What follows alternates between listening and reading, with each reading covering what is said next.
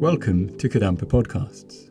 These podcasts offer practical solutions to daily challenges and help guide us to a happier and more peaceful state of mind. In each episode, you will find an extract from a teaching given by one of various Kadampa Buddhist teachers worldwide. All these teachings are inspired by the profound wisdom of Venerable Geshe Khalsang Gyatso Rinpoche, a Buddhist master for our time. We hope you will enjoy listening.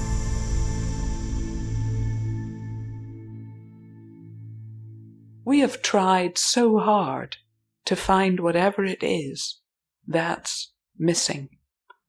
We look here, we look there, we look everywhere. So the reason why we can't find outside ourselves what makes us happy and free from suffering is because, listen carefully, happiness and suffering are feelings. Feelings are part of mind. The causes of happiness and the causes of suffering do not lie outside ourself. The causes of happiness and the causes of suffering, because they're states of mind, feelings, come from within the mind itself. So this is a huge understanding. It changes everything.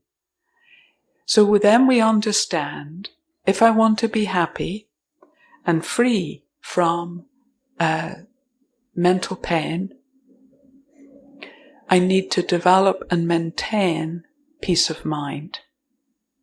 Peace of mind becomes our goal. And we work out, how can I transform this difficulty so my peace of mind increases? So patience is one method. Also, I said, when difficulties come in our life, we become humbled. So often we're quite proud of how our life is working out, our plan, our goals, everything's going according to plan. And then something happens, and then something else happens, and then something happens, and we understand there's more to our life than our plans. And we're not sure where these difficulties are coming from. So where are they coming from? Why do we sometimes have great misfortune? You know, it's interesting. We never ask ourselves why we're having such great good fortune. We only ever have these soul-searching questions when everything's going wrong. So perhaps you've heard of karma. Karma is a word that's entering our modern languages all around the world. It's a Sanskrit word, and it simply means action. It's Sanskrit for action. And if we understand the laws of karma, so the laws of karma operate for everyone, like the law of gravity. You know, if I hold this clock, it's good for me to see. If I hold this clock and I let go, we don't wonder where it's going to go, to the right, to the left, up, or just hover in space. We know if I let go, it'll fall to the ground. That's called gravity. It works for everybody, animals, humans, whether you understand it or not. Same is true with karma. So whether we agree or not, doesn't matter. It's still operating. So we can say, from virtuous actions comes happiness. From negative or non-virtuous actions comes suffering. If we believe this, we believe in karma. The mind that understands that from we can say good actions come good results, from bad actions come bad results, suffering, misfortune. The mind, the virtuous, intelligent mind that understands this dependent relationship between actions and their results is wisdom. It's called wisdom understanding karma. So, when difficulties arise in your life, some sickness comes, some bad thing happens, whatever, this is simply the ripening of negative karma. Everything that happens in our life, good, bad, and neutral, is ripening karma. So, I can't teach deeply about karma because I've only a few minutes, but we can read about karma in How to Transform Your Life and receive many more teachings. But when a bad thing happens in your life, a difficulty appears, a difficult situation, sickness, redundancy, divorce, whatever, we think, this is my negative karma ripening. So every time we engage in an action, like now for example, you're engaging in an action of listening to a Buddhist nun explaining how to transform difficulties. Those are good actions because you're trying to learn how to improve yourself for the benefit of others and lead a happy, meaningful life. So every moment is an action that leaves an imprint, or we can say a seed or potentiality in our root mind, which is here at our heart. If that's a good potentiality, it ripens as good fortune, good luck.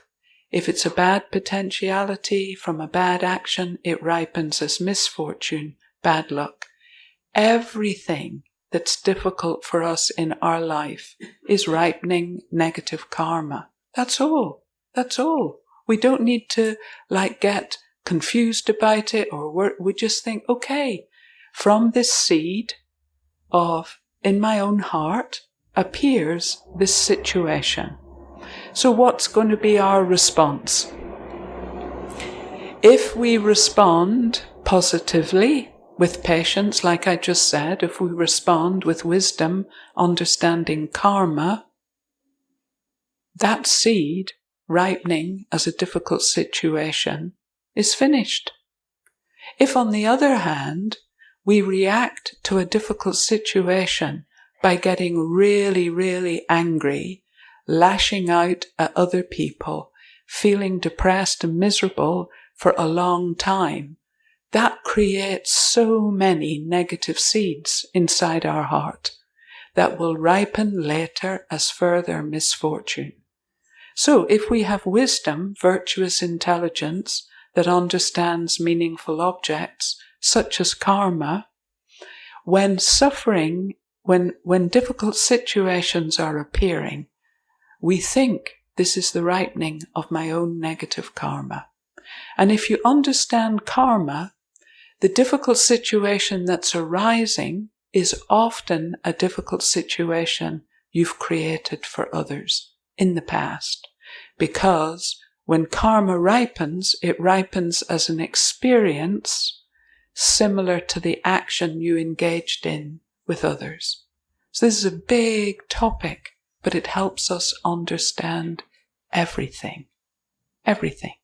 So when something bad is happening, we accept because we understand it is our own karma. And then that karma, that negativity is purified and we deliberately engage in more beneficial actions, a little bit like counteracting that negative karma that's coming. If we respond to difficulty by thinking negative karma is ripening, that encourages us to stop engaging in negative actions and engage in positive actions. That's how to transform difficulty into developing inner strength, into the path to real happiness. So it's a very big topic. It needs a lot of thought often we have many questions, but those questions can be answered. So another way of responding to difficulties is through our wisdom understanding karma. Why is this happening? And then thinking, I'm going to abandon non-virtue. So non-virtue are actions such as, we understand these things, killing, stealing, lying, engaging in sexual misconduct. That means harming other people through our sexual desire. Killing, stealing, lying, sexual misconduct, engaging in divisive speech. So for example, if your difficult situation is people are saying bad things about you that aren't true, that often happens. And you think, why are they saying these bad things about me that aren't true? You can understand that's ripening karma of you engaging in divisive speech in the past, where you said bad things about others that weren't true. So if we understand this, our own wisdom encourages us to stop engaging in negative actions and to engage in actions that help others instead.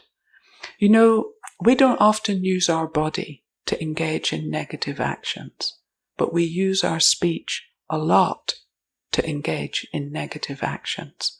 So if we really understand the law of karma, we stop doing that. So another way we can transform difficulties is through thinking about others. Buddha encourages us to just think like this.